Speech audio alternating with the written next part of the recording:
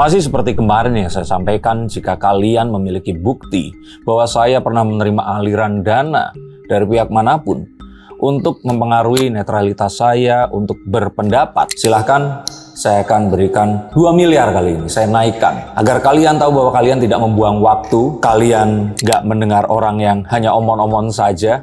Dan semua ini saya pikirkan baik-baik sebelum saya membagikan kepada kalian semua. Maka tonton hingga selesai agar tidak terjadi kesalahpahaman.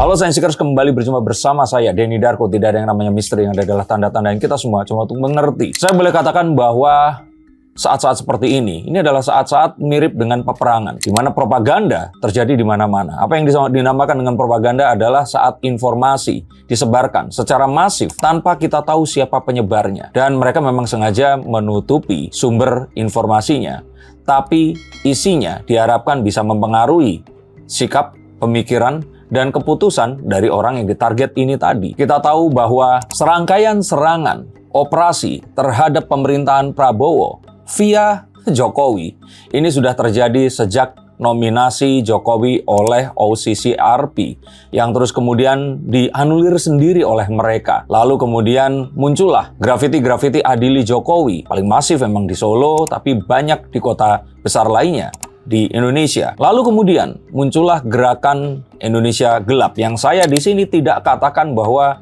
mahasiswa di sini keliru, tapi mereka kalau boleh saya bilang keblinger. Keblinger karena kenapa? Karena mereka akhirnya termakan oleh hasutan untuk memasukkan kata adili Jokowi yang ada di situ.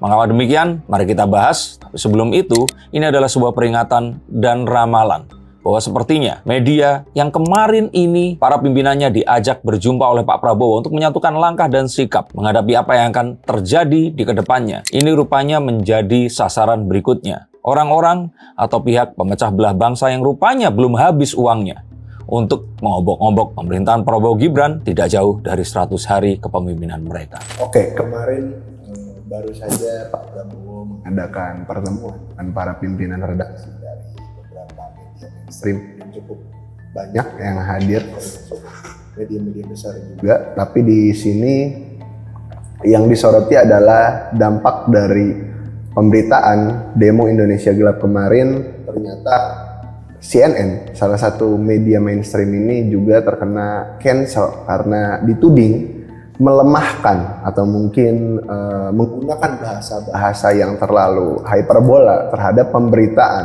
gerakan massa atau gerakan mahasiswa dan masyarakat kala itu yang memiliki tuntutan-tuntutan, salah satunya adili Jokowi. Gimana menurut Mas Denny Darko? Ya, setelah adik-adik mahasiswa ini keblinger, mereka ini sekarang menjadi drama kalau saya bilang. Di mana-mana namanya demo itu pasti ada oknum-oknum yang melakukan perusakan. Dan kalau ternyata itu yang diberitakan, karena itu adalah sesuatu yang akan membuat orang menonton. Jadi kalau dalam pemberitaan kita katakan ini bisa jadi clickbait seperti itu. Kalau mereka menggunakan judul yang sama, semua media memuat yang sama tentang apa yang mereka tuntut. Ya walaupun saya katakan beberapanya keblinger. Misalkan saat mereka menentang adanya efisiensi, jadi mereka maunya boros. Maksudnya seperti itu. Kan nggak begitu kan. Jadi kalau saya boleh lihat, ini adalah mereka yang hyperreaktif. Mereka keblinger. Dan mereka ini marahnya belum usai. Terus mencari sesuatu terdekat untuk dijadikan kemarahan. Lalu seperti biasa, teman-teman dari X ini kan super viral. Dan mereka maunya FOMO. Jadi ada satu diserang, lainnya ikut nyerang. Padahal mereka mungkin nggak tahu apa yang dimaksud. CNN di sini, saya tahu bahwa mereka ini lumayan netral. Karena beberapa kali bahkan juga memberitakan hal-hal yang dipertanyakan tentang kebijakan pemerintah. Saya bahkan sempat berkomentar di beberapa konten mereka yang saya lihat menyudutkan pemerintah. Tapi ya sudahlah, mereka masih marah. Orang marah nggak bisa diajak ngobrol, tapi saya ingin katakan bahwa ini sepertinya harus kita waspadai lebih jauh lagi. Kita harus ingat bahwa Pak Prabowo pernah melakukan pidato di ulang tahun pers kemarin itu yang mengatakan hati-hati terhadap kekuatan asing yang memiliki dana yang besar untuk menggunakan media sebagai sarana pengobok-ngobok bangsa. Kalau Bu Mega bilang ngawut-ngawut Indonesia lah, seperti itu. Orang kan menuduh Pak Jokowi ini ngawut-ngawut PDIP. Nah ini Indonesia ini ada yang mencoba mengawut-awut. Dan kita harus waspada, karena orang-orang itu bisa jadi ada di balik, ya, yang tadi saya sebutkan. Loh, apakah mahasiswa menerima dana? Kita nggak pernah tahu, karena mereka pun mungkin nggak sadar. Mereka pun nggak tahu bahwa bisa saja oknum-oknum teman-teman mereka ini disusupi oleh hal seperti itu tadi. Tapi kan kalau berbicara tentang CNN yang dianggap netizen khususnya sosial media X atau Twitter ini sebagai buzzer pemerintahan atau mungkin melindungi pemerintahan atau lebih pro ke pemerintahan hingga mengabarkan berita-berita seolah masa aksi ataupun demo ini berbuat kerusuhan atau hal-hal yang merusak. Bagaimana dengan media-media yang juga bahasanya adalah menyerang pemerintah gitu. Mengapa tidak ada orang yang juga memboikot media-media yang menyuarakan suara-suara yang lebih cenderung memojokkan pemerintah seperti Tempo yang kerap dibahas oleh beberapa orang juga? Gimana menurut Mas Lindar? Yang pertama itu jadi pertanyaan saya.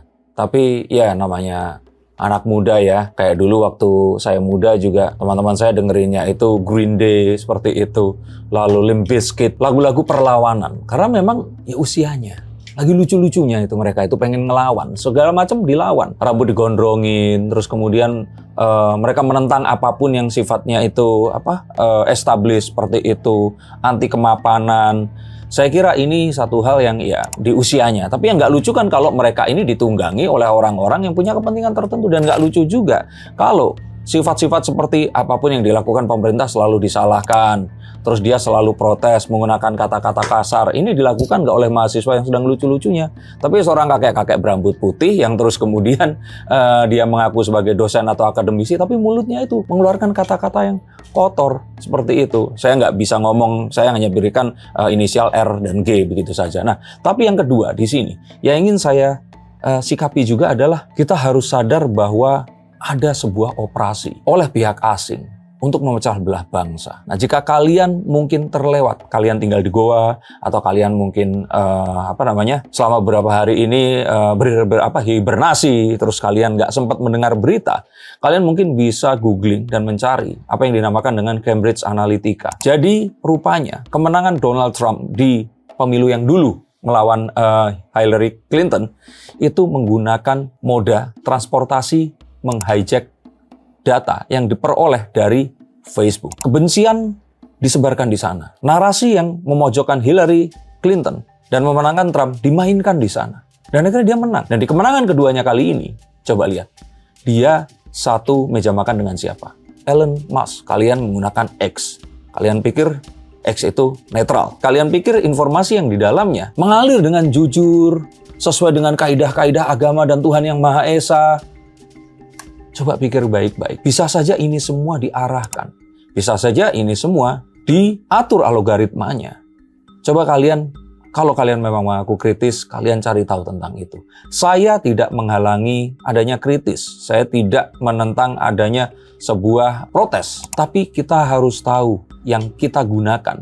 Ini bukan media yang fair. Ini bukan satu kanal yang bisa untuk ya itu tadi, dibersihkan dan memang tidak bisa kita hilangkan pengaruh asing di dalamnya. Maka berhati-hati. Dan berbicara tentang media yang saya lihat di sini, ini arahnya sepertinya akan mengarah kepada pertemuan Pak Prabowo kemarin bersama dengan pimpinan-pimpinan media. Nanti orang-orang ini akan dibuat sama seperti tadi. Oh, saya lupa. Setelah Indonesia Gelap itu adanya tarik dana di Bank BUMN. Kan aneh. Lucu dalam artian kalau tadi lucu itu cute, ini lucunya itu ironi gitu. Nah, saya rasakan ini akan ada sebuah cancel terhadap media jika mereka tidak memberitakan hal yang buruk tentang pemerintahan. Katanya kalian menjunjung tinggi demokrasi, semua orang boleh berpendapat. Nah, kalau seandainya saya, kaum silent majority ini berpendapat demikian, kenapa menjadi salah? Tapi banyak juga yang menyoroti ya, terutama di sini adalah seperti media yang pro ataupun yang kontra dengan pemerintah. Bukankah biasanya wajar saja ada? Walaupun pastinya lebih banyak media-media yang di bawah atau mungkin kalau kita bilang satu komando dengan pemerintahan, ya maksudnya dengan penguasa yang saat ini. Tidak bisa dipungkiri ya, penguasa ini juga harus dekat dengan orang-orang yang para petinggi di media ini juga kan. Dan apa salahnya juga dari CNN yang pada akhirnya terkena boykot? Apakah nanti juga akan banyak lagi media-media mainstream yang terkena boykot, dan itu juga ditunggangi oleh sosok yang sama. Saya ramalkan ini sebenarnya adalah sebuah operasi yang ditujukan untuk memberikan efek kejut agar media lain ini takut. Saat media ini mencoba untuk memberitakan ya apa yang biasa mereka beritakan. Ingat loh, Pak Prabowo di sini tidak mengundang untuk mereka ini bersuara merdu untuk program pemerintah. Mereka ini hanya diminta untuk ayo kita sama-sama hindari DFK. Disinformasi, fitnah dan kebencian ini sudah sangat meresahkan. Bahkan melebihi kata itu tadi. Jadi kalau saya kira di sini tujuannya jelas untuk membuat media lain ini takut dan berbicara tentang berapa orang lebih menonton atau merespon tentang kebencian dan ketidakpuasan. Karena orang yang puas diberitakan berita yang bagus, mereka cenderung kayak ya silent majority aja. Oh iya, ya sudah. Kalau mereka nggak puas, itu lebih mudah untuk dikumpulkan. Dan seakan-akan jumlah mereka itu besar. Padahal saya pikir masih banyak orang seperti saya yang masih menganggap ini semua baik-baik saja dan akan lebih baik lagi. Jika kalian mencari hal-hal yang lebih buruk lagi, cobalah untuk menaiki mesin waktu dan kembali ke tahun-tahun sebelumnya dulu. Tapi kalau berbicara tentang mungkin ada sesuatu gerakan atau operasi, bukankah Pak Prabowo sebagai pemegang kepemimpinan tertinggi sekarang di Indonesia bisa dengan mudah untuk menghapuskan oknum-oknum yang berusaha untuk membuat arus media sosial atau media massa ini dengan sedemikian rupa untuk memojokkan pemerintah? Terlalu banyak di meja yang harus dikerjakan oleh Pak Prabowo. Kemarin saja membuat video tentang makan siang gratis, ketahuan menggunakan AI dan itu jelek banget. Ya, kalau shame on you nih, shame on you Komdigi, kenapa kok menggunakan ya itu tadi ya AI tapi nggak di reshape ulang itu tadi. Hal seperti itu aja kecolongan, apalagi mengurusi hal-hal yang seperti ini. Jadi kalau saya kira coba difokuskan lagi Pak, karena saya berharap sekali bahwa Pak Prabowo dan Mas Gibran ini lebih waspada terhadap upaya pengobok-ngobokan itu tadi. Kalau saya boleh katakan di sini, ya lakukan sebuah penyaringan atau benar-benar ya menggunakan cara tertentu agar nggak dituduh kontra demokrasi ya.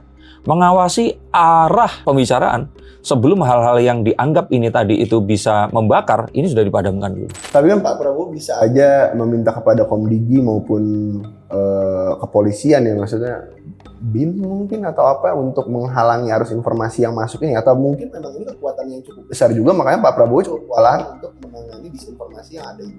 Selain yaitu tadi ya, too much on the table itu kalau saya pikir mereka pun itu menggunakan dana yang besar. Dan celakanya mereka ini menghasut anak bangsa juga yang haus kekuasaan untuk ikut tanpa mereka sadari mungkin juga cawe-cawe di sini tadi.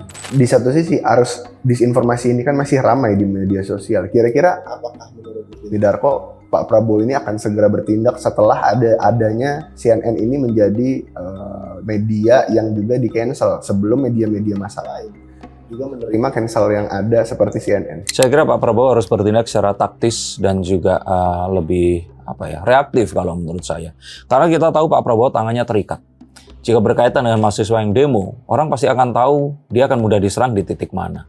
Kerusuhan Mei 98. Nah, tapi Anda nggak perlu takut, Pak. Anda harus lakukan, mungkin saja kalau dulu itu adanya Kodim. Kodim itu untuk mengawasi gerakan masyarakat di sekitarnya. Nah, mungkin nggak cuma media, tapi Anda juga bisa menggunakan ya itu tadi orang-orang lain yang seperti saya, bukan artinya saya minta dibayar, bukannya, tapi kumpulkan orang-orang ini dan minta mereka juga untuk mengarahkan seperti saya sekarang ini melakukan hal ini tadi.